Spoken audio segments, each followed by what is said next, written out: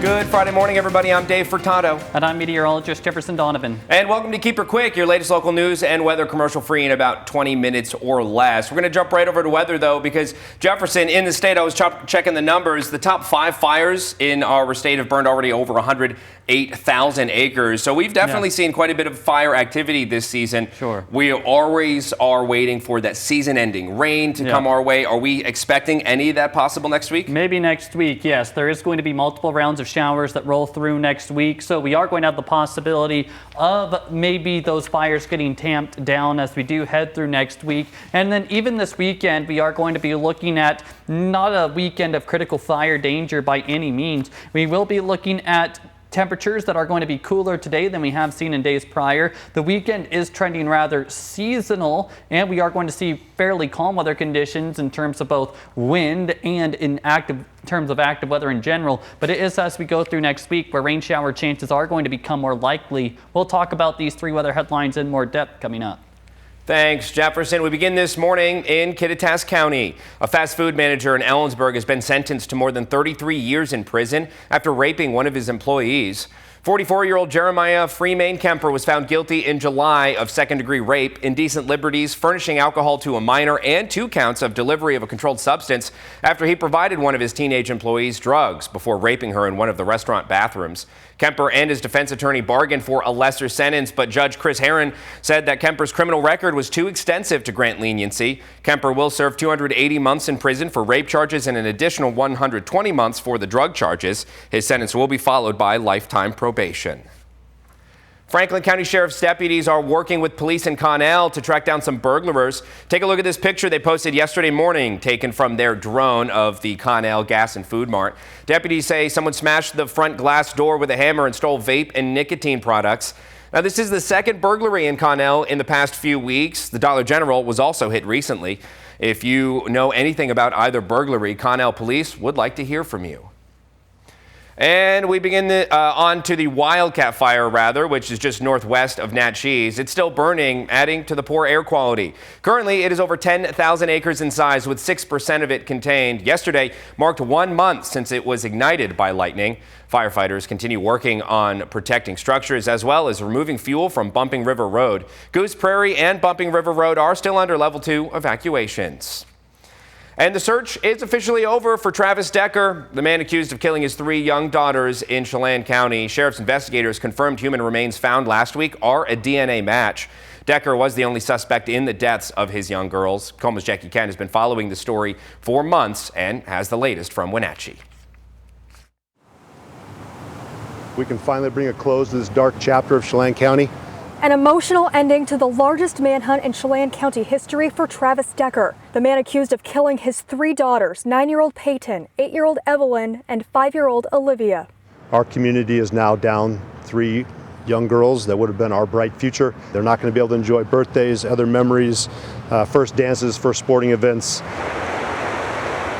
Sheriff Mike Morrison says the State Patrol's crime lab confirms human remains and clothing found on Grindstone Mountain are a DNA match to the 32-year-old father. Initial results linked the clothes to Decker, but the sheriff also asked the State Patrol Crime Lab to test the remains to be sure and to squash rumors circulating online as the case has drawn national attention. I know this was an unusual request for the State Patrol. I appreciate them humoring me on this, but we also want to make sure we shut down conspiracy theories. Mr. Decker did not bring anyone else up there and leave the remains behind. This is Mr. Decker's remains. The clothing matches, the remains match. That is the end of the conversation. This is why we asked them to take their time. The sisters' bodies were found on June 2nd near the Rock Island campground, not far from Decker's truck. For nearly 4 months, local, state, and federal authorities searched 2,900 square miles by air and from the ground. Decker's mental health struggles, including PTSD and borderline personality disorder, came to the spotlight during the search. The sheriff acknowledged we may never know a motive for Decker's suspected crimes. I don't think it really matters what his reasoning was. In our view, and based off the evidence we have, he committed murder. It's inexcusable. It's inexplainable. Sheriff Morrison said he hopes this brings closure for the girl's mother, Whitney, and her family. If anything, we just hope that maybe she would sleep better at night. She wouldn't be looking over her shoulder. But we understand no matter what, this is not going to bring Peyton, Evelyn, and Olivia back. KOMO's Jackie Kent, thank you. There remain unanswered questions, including how and when Decker died. The sheriff warns that information might never be known, but the coroner is looking into it and could have answers in the coming months. Switching gears this morning to some traffic news. A heads up for folks who drive in Kennewick. The city has put a new ordinance into place targeting drivers who cut through private property. It officially went into effect on Wednesday and targets people who drive through parking lots and private driveways to avoid stoplights and congestion. Some places in the city, like the Steptoe Street and Victoria Avenue area, saw hundreds of people cutting through every day after a new curb was installed. It's actually pretty common as cities grow and volumes grow at intersections, but the real emphasis right now is education, so people know that this is now illegal. If you get caught, you'll be looking at a $250 fine. The city is installing signs that warn drivers about the new rule and how much it would cost you if you do get caught. A letter sent by the Yakima County Health Board has sparked protests, petitions, and a retraction vote. Community members voicing outrage over language they say targets immigrant food vendors. KMA's Anissa Williams picks up the story from there. I have watched with disappointment the board meeting on August 27, 2025, where you voted unanimously to support a letter a member wrote regarding the issue of non-compliant food service vendors in the county of Yakima. Referring to these non-compliant, unlicensed vendors as illegal aliens, the proper term is not illegal alien, Ms. McKinney. I'm deeply ashamed and disappointed in the board decision to send in a letter that invited federal officials into Yakima. Commissioner McKinney very cowardly chose not to show up today because she knew what she did was wrong. Yakima County Commissioner Amanda McKinney, who authored the letter, wasn't present at the meeting, but says the intent was to raise public health and safety concerns. I think the letter, if anyone reads it, was clear. It was requesting the state to work with the federal government. It was not asking the federal government to come and partner with the health district staff. I think this is a significant, serious concern for our community, both for public health, but mostly for public safety, and especially for these people who are out there likely being forced to work against their will to pay off a debt to come across the border. We have to save these people.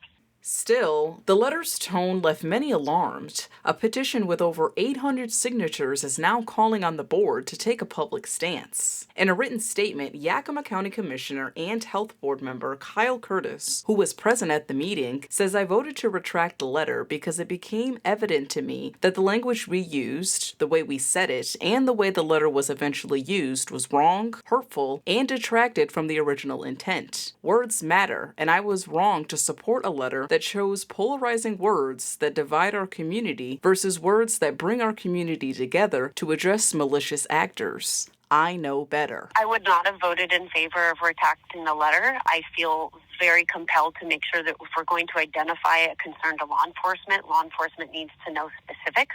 All of these criminal enterprises are a result of massive amounts of folks who've come across our border, and those are the individuals that we're trying to save from human trafficking. And that means hopefully that they will be safely deported back to the country where they came so they can no longer be taken advantage of. Commissioner Curtis is now tasked with drafting a new version of the letter, which will be considered at the October board meeting.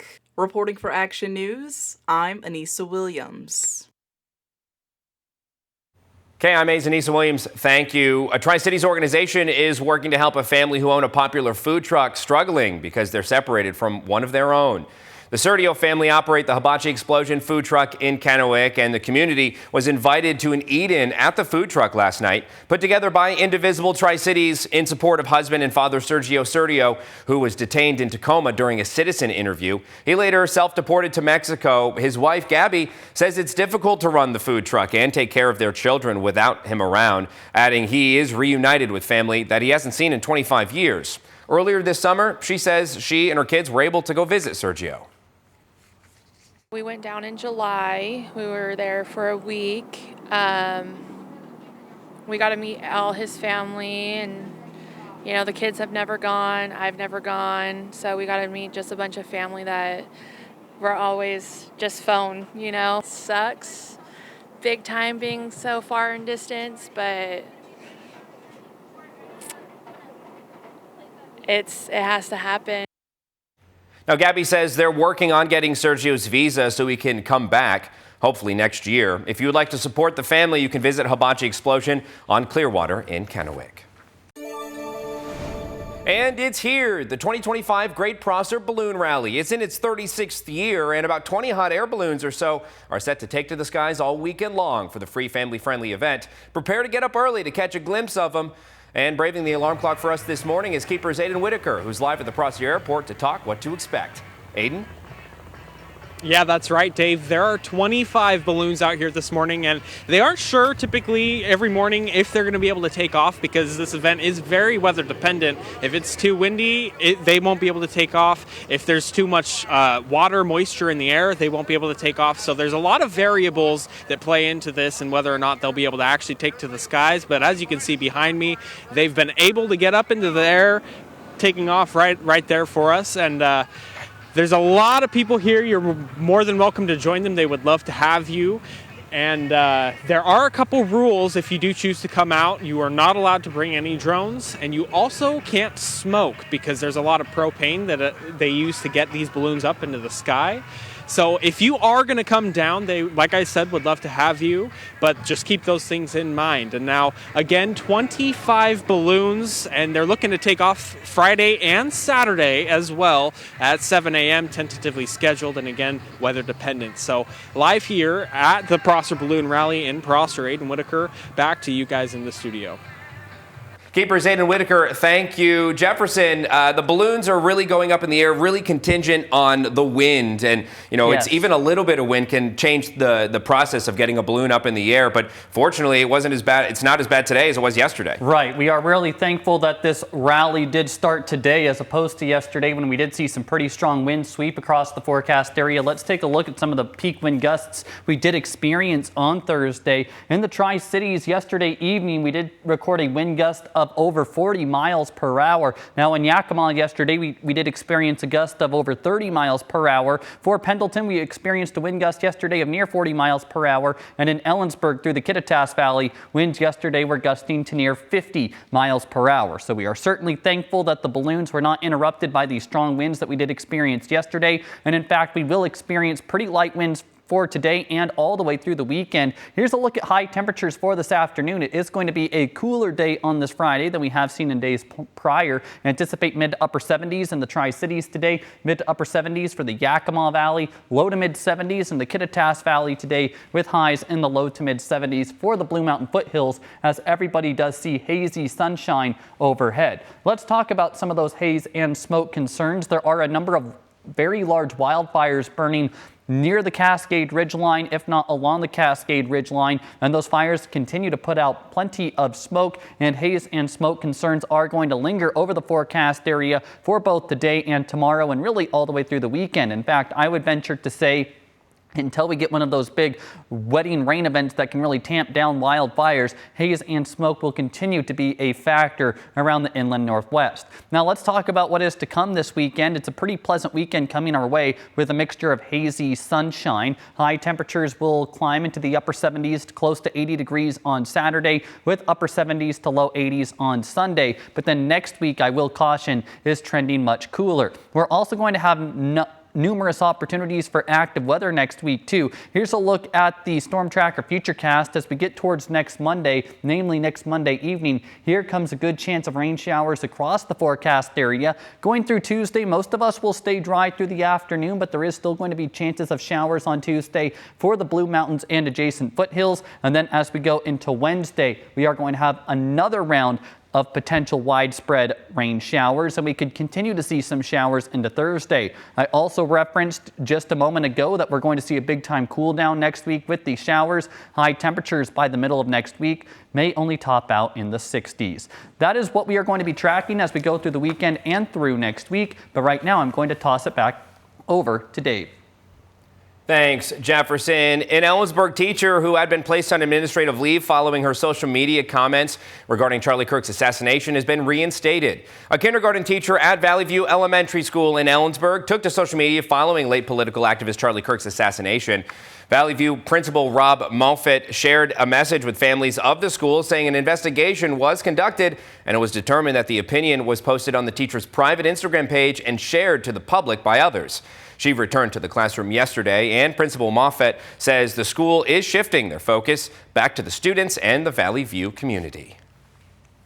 Many Yakima residents are asking why their land and property values have skyrocketed despite not working on them. Citizens across the valley have been left reeling as assessments have been arriving in the mail, increasing values by up to 6 figures. KIMA's John Franklin caught up with the resident and the county tax assessor to get to the bottom of it. My property is 1.14 acres, and I have a 4-bedroom house on it, and I have 3 garages on it. Charles Grew is not the only person whose property value jumped by 6 digits in his neighborhood. I checked up and down the street, and my neighbors, every one of them, got a $100,000 jump or more. The biggest reason that property values change is based on property sales in the area. Literally only one reason when it comes to property valuation, it's sales. We're required by law to be at 100% of market sales. Land on the same street as Grew's property was recently bought and sold, about an 18-acre parcel, and the price jumped the value of land in his neighborhood. Wolf sold his property in one day for $1.8 million. He sold it to a person from Seattle, and they have moved into it now. Prices of homes and property has been rising for years. In fact, values have nearly doubled since 2014 in Yakima. And for example, you can see that in Yakima, the average sale price for a home was $194,000. And in 2024, it was $383,000. That change in that time period is drastic, but it does indicate what the market's been doing. One worry of property owners is how much their taxes will go up based on a steep property value increase. Is how is the people that are on set incomes going to make this extra money when they're barely getting by now? Property values and taxes are not necessarily tied together. Some bonds and levies may be based on property values, but many are not. Several years ago, we had large increases in values, and a lot of people's taxes actually went down. So if it was true that increasing values increased taxes, they would have seen increased taxes those years. For Action News, I'm John Franklin. KMA's John Franklin, thank you. And if you have questions about property value increases, you can contact Jacob Tate, the Yakima County Assessor. And finally, for all those dog lovers, Columbia Park has a dog show all weekend long. The Walla Walla Kennel Club, along with Richland Kennel Club, teamed up to host this year's event that's been hosted since 1977. This year's event has 675 dogs participating so far, and competitions include breed stock judging, fetch trials, and Fast Cat, which is a 100-yard dash. For the dog show people, it's basically what we consider breeding stock judging, similar to what you see at the fairgrounds, only the dogs are being done here. And each dog has its own written standard, and the judges judge those dogs by that standard. Just have fun with your dog. It's a lot of fun to get to compete with a dog you love and enjoy it. Now, entry fees vary from $10 to $25. All dogs are welcome to take part. You can walk in and register. Competition will be every day until Sunday at Columbia Park. And that does it for us. Thank you for watching this episode of Keeper Quick. For more local news and weather, you can head over to our websites. That's KIMATV.com, as well as our Facebook pages. But while you're here, be sure to subscribe to our YouTube channel to keep up with our latest mini newscasts Monday through Friday. Have a fantastic weekend, everybody.